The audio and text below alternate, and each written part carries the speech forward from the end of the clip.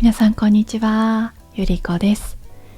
今日もね、私のポッドキャストのチャンネルに来てくれてありがとうございます。本日のポッドキャストのテーマは、星座よりも MBTI、 今日本で熱い、性格診断ブームを語ろうというテーマでお送りしていきたいと思います。皆さんは MBTI って聞いたことありますか？聞いたことある MBTI。 はい、 MBTI は正式名称メイヤーズブリックスタイプ指標というふうな、正式名称なんですけど、心理学者のカール・ユングの性格理論をもとにアメリカの親子マイヤーズ&ブリックスが開発した性格診断ツールと言われています。目的は、人はどうやって情報を受け取り判断し行動するかの違いを明らかにすることで自己理解や他者理解に役立てることが目的とされています。 MBTI の基本構造は、4つの軸と2つのタイプで構成されていて全部で16種類あります。それぞれ人の心の傾向を4つの対立する軸で見ます。1つ目はエネルギーの方向です。これはタイプ1は E が外向、そしてタイプ2の I が内向です。なのでまず1つ目のポイントとしては人との関わりなのか自分の世界から元気を得るのか、どちらかなのかっていうところが一つポイントになってきます。続いて2つ目が情報の受け取り方です。ここでタイプ1は現実思考 S 型の現実思考と言われており、タイプ2の N 型は直感思考と言われています。ここではね、情報の受け取り方として事実重視なのかアイデア重視なのかっていうところが、違いになってくるかなと思います。3つ目はですね、判断の仕方ですね。こちらはタイプ1が T 型の、論理的、そしてタイプ2は F 型の感情的です。ここではね、客観的かつ論理的なのか共感だったり気持ち重視なのか、判断をどのように行うかというところが異なってきます。で、4つ目がですね、生活のスタイルですね。これについてはタイプ1は計画型、そしてタイプ2は柔軟型となっています。スケジュール派なのか臨機応変派なのか、どっちなのかなというところになってくるのかなと思います。で、まだね、MBTI をやったことがない方はぜひね、自分の診断してみてほしいんですけど、ここではざっくり16タイプを解説します。INFJ はカウンセラーや感受性が鋭い、静かな理想主義者と言われています。そして INFP は理想主義者、マイペースで感情性豊か、そして ENFJ は指導者タイプ、人を育てるのが得意な親分派だ。そして ENFP は広報タイプで明るくて自由人なムードメーカー。ISTJ は管理者で真面目で責任感の塊。ISFJ は世話好き、裏方のプロ、信頼されるタイプ。そして ESTJ は現場監督、効率命、論理的で決断力ある人。そして ESFJ はお母さんタイプ、気配り上手、集団の中心。そして ISTP は職人、無口だけど観察力抜群のリアリスト。そして ISFP は芸術家、平和主義で美意識高めの癒し系。そして ESTP は起業家、行動力と即決力の天才派だ。そして ESFP はエンタメ担当、明るくて盛り上げ役、今を楽しむ人というふうに言われています。で、ここでちょっとね気になったので、日本人に多いタイプって何だろうっていうのを調べてみました。するとですね、その日本での MBTI の、正式な統計はあまりないんですけど、SNS だったりとか企業内調査、あとは韓国や台湾などの、アジア圏のねデータを参考にすると次のタイプが多いと言われています。1位はですね、3位から発表しますね。INFP 仲介者と言われています。自分の信念を大切にする理想主義者、共感力が強く内面世界が豊か、個性を大事にしたいけど表現するのはちょっと恥ずかしい、まさにね日本人っぽいかなって思います。で、第2位がですね ISTJ 管理者です。特徴は、ルールや秩序を大事にするとか、実直で真面目、仕事に誠実、日本のねきちんと文化だったりとか几帳面さとね相性かなりいいのかなって思います。で、第1位なんですけど、第1位は ISFJ 擁護者と言われています。特徴は周りに気を配る、献身的、静かだけど優しくて責任感が強い、空気を読む控えめな優しさ、まさにね日本的かなって思います。私はちなみに INFJ というね提唱者っていう、方に分類されるんですけど、感受性が高く静かに理想を持つ人で、全人口のうちねかなり少ない割合っていう風に言われているんですけど、どうやら日本ではね少数だけど日本には結構多いみたいですね。はい。で、私も愛だし、他の特徴もほとんど全部愛なんですけど、日本人はねやっぱ内向型が多いのかなって思いますね。で、やっぱり島国なので日本はやっぱその集団調和みたいなところが一番ね大事になってくるかなって思うので、やっぱね目立ちすぎないだとか謙遜っていうことはね、かなりね文化として強いのかなって思いますね。で、外向型の人もいるけど内向型の方がね美徳として受け入れやすいんじゃないかなってやっぱり思ったりしますね。学校やね職場でもやっぱり和を乱さないとか、静かに頑張るっていうのが、評価されがちかなって、良くも悪くもねそんなイメージがあります。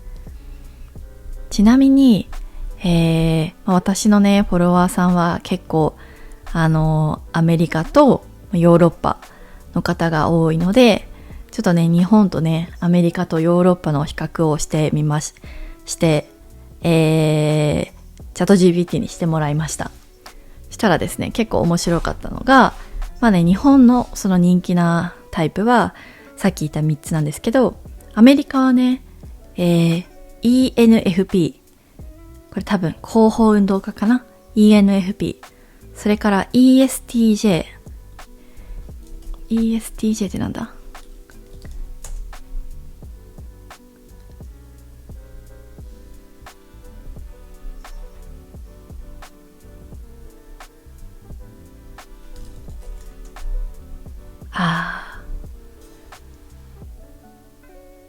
友達にいなさすぎてね、 ESTJ って幹部か。なるほど。幹部だとか、ESFP はなんだ？エンターテイナー。なるほど。ぽいですね。確かに。で、ヨーロッパは ENFP 広報運動家、あと INFP 仲介者、それから ENTP ってなんだっけ？討論者ね。なるほど、面白いですね。で、やっぱこうやって見るとアメリカとヨーロッパはやっぱり外交のね、意がややね、多めかなっていうところとですね。それからね、やっぱ日本だと、感覚なのか直感なのかっていうと、やっぱり感覚の S 型が多めなんですけど、アメリカとね、ヨーロッパは結構直感の N 型が多いみたいですね。それからね、計画型の J が多めなのが日本。アメリカは計画型とその柔軟型っていうところのねバランスがいいみたいで、ヨーロッパは結構柔軟型の P が多いみたいですね。でね、そこから勝手にチャット GPT がね、分析してくれたんですけど、恋愛傾向は告白文化、慎重派。これ MBTI 関係ある？でも関係ありそうだね。に対してアメリカは自由恋愛、積極派。確かにね、外交いいだったりするしね。あとは直感でね、フィーリングとかそういうのもあるのかな。それから、ヨーロッパも、ヨーロッパは個性重視でフィーリング優先。面白い。それから社会性に関しては、日本はね、当然集団和を重んじるっていうところでなんですけど、アメリカは個人主義、主張が大事。で、ヨーロッパは個人主義だけど多様性も尊重しようねっていうところですね。で、この MBTI 自体のね、使われ方なんですけど、やっぱ日本だと結構 SNS のネタとかね、あとは恋愛でね、この人との相性どうなんだろうという時に結構見たりするかなって思うんですけど、アメリカだと結構自己分析だったりとか、職場チームビルディングに使われたりもするみたいですね。それからヨーロッパは教育だったりとか、就活とか、パーソナルブランディングにも使うっていう風に言われてますね。でもさ、これさ、なんかわかんない、日本で問題になったんだけどさ、その MBTI で就活決めるのってどうなんだろうみたいな。それこそその INFP とかってなんか社会不適合とかって言われたりするから、なんか日本人ほとんどね、結構 INFP 多いし、なんかそんな MBTI でさ、診断して入れるか入れないかみたいなのね、判断してほしくないよねみたいな、そういうね、記事を読んだことがあります。そう、だから本当なのかな、使ってんのかな。で、それから人付き合いについて、日本は空気を読むとか控えめっていうところで、アメリカはストレートオープン、でフランスじゃなくヨーロッパは議論歓迎でパーソナルスペース大事っていうところですね。面白い。なるほどね。そう。これ完全に余談なんですけど、私はね、さっきも言った通り、INFJ っていうタイプなんですけど、結構ね、INFJ はやばいタイプだっていう風に聞いたことがあります。なんだったかな？ INFJ の何がやばいんだっけな？やばさは。そう。INFJ のやばさは、ちょっとね、チャット GPT に聞いたんですけど、まず未来予知ができるらしいですね。未来予知できるエンパス系賢者。一言で言うと、この人5年後こうなってそうだなって自然に読んでる。自分では直感で分かったとは言わないが、周囲はなんでそんなに当たるのとざわつく。INFJ のヤバポイントは、直感プラス分析のハイブリッドの未来を予感しすぎているらしいです。おもろい。次、優しすぎて自己犠牲しがち。人のために働くのがデフォルト。自分が我慢すれば丸く収まると思っているけど、心の中では葛藤マックス。一見平和主義だけど正義感の鬼な一面も。INFJ のヤバポイント。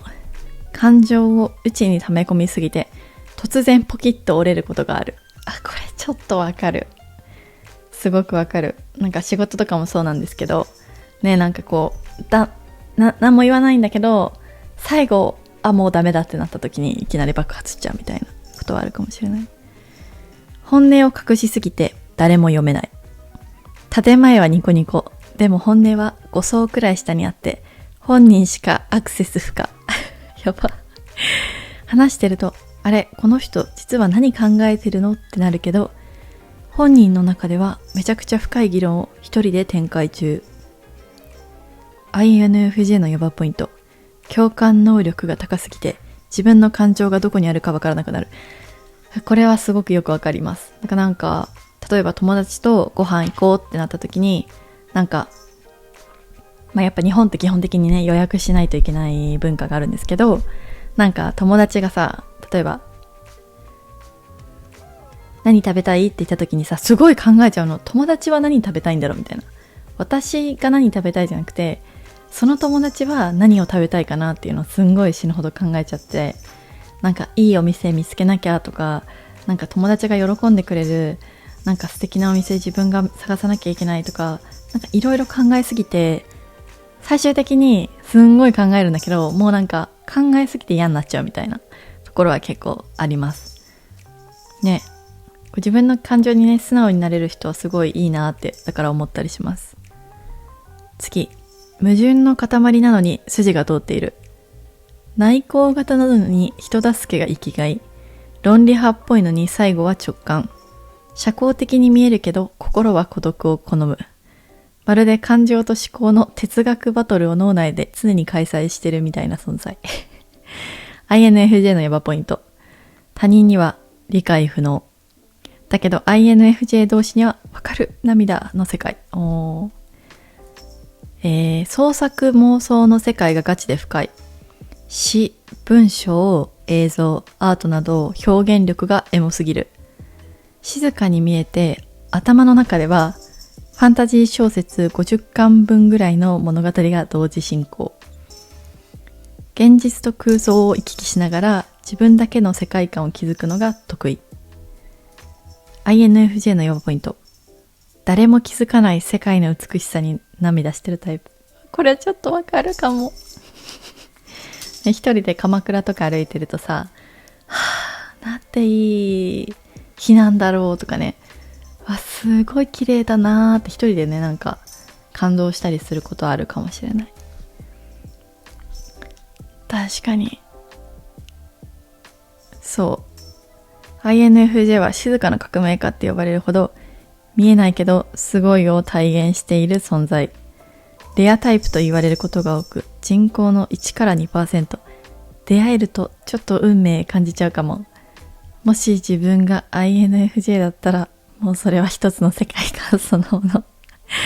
自分以外に INFJ の人周りにいる？どんなやばさを感じた？すんごいこと書いてあるんだけど、チャット GPT。そう、私以外にね INFJ の人いたらねコメントで教えてください。そう、あとねみんなのね MBTI もぜひ教えてほしいです。そう、やったことない人いたらぜひね診断してみて。そうで、ちょっと待ってね、ごめんねモンチ。ところで、今日はですね、今日のポッドキャストのお供はシンガポールからのお土産です。これモンチのだ。でもね、私ね猫チュールあげたいんだけど、ちょっと怖いのがね、なんかモンチって結構しつこいのね、性格的に。わかる？みんなも気づいてると思うんだけどさ、もうこれとかもさ、もう一日にさ、私多分1時間ぐらいやってるんだよね、これ。でも全然モンチ遊び足りなくて、で結構あとねご飯食べるのも大好きだからよくニャーって言ってくるんだけど、もしね私が一度でもチュールをあげたらね、モンチはね大変なことになっちゃうんじゃないかなって想像してるの。普通のご飯でさえすごいもう何回も欲しがるのね、ニャーって言って定期的に。それぐらいなのに猫チュールあげちゃったらさ、もう大変なことになっちゃうと思って、ちょっとね怖くてあげられないでいます。ちょっとね様子を見ながらね、モンチが落ち着いてきたらねあげてもいいかなって思ったりしていますね。えモンチ。はい、さてこのピーナッツを食べてみたいかな。何これ、なんか唐揚げみたいな匂いするよ。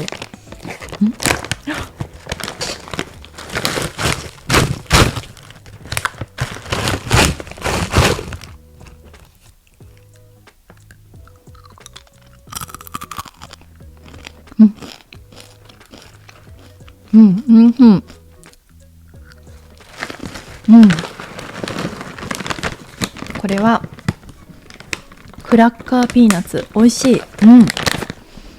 美味しい。続いてこちらはクラウンロールズ。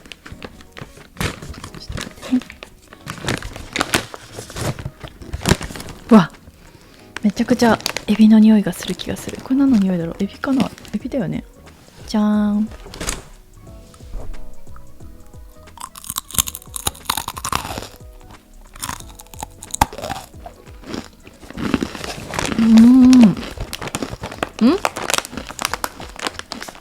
桜エビの味かな。